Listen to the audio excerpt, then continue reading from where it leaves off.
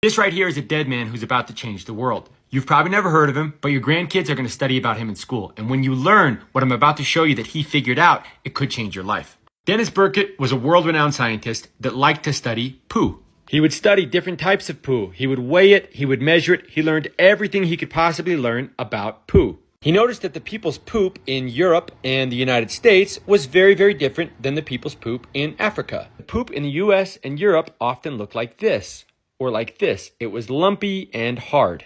Whereas the people in Africa had poop that looked more like this, and it was a lot smoother and softer.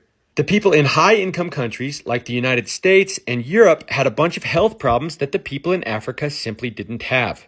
Dr. Burkitt started to study the transit time of food. When we eat something, how long does it take to go in the entrance, work its way through our system, and leave through the exit? When he tested people in the UK and in the United States, sometimes the transit time of food was as much as 3 to 5 days. Whereas in Africa, they simply gave people some red berries and they tested how long it took for the red berries to show up in the person's stool. And in Africa, it was right around 24 hours. The question was, why are the people in high-income countries way more constipated than the people in low-income countries? After living in Africa and studying this phenomenon for more than 20 years, Burkitt came up with a hypothesis as to why Western countries are getting so sick. Burkitt attributed these diseases to the small quantities of dietary fiber consumed in high-income countries, due mainly to the overprocessing of natural foods. In high-income countries, food makers take a product like this, they take out all of the good stuff so they can make a product like this. But there are serious consequences to removing all this good stuff. A lot of Burkitt's contemporaries thought that sugar was the problem.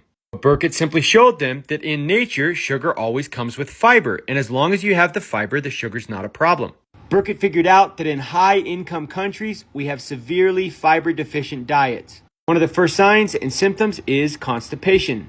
Long-term, fiber-deficient diet can lead to colon cancer, diverticulosis, appendicitis, varicose veins, diabetes, obesity, allergies, breast cancer, prostate cancer, IBD, lots of problems.